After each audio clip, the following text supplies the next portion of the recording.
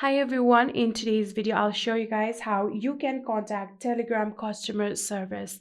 Well, it's quite easy. So first of all, open your Telegram and make sure that you're logged into your account, and then from here tap on settings and get to the settings of your Telegram, and then from here you'll have to scroll down and you can see the option of ask a question.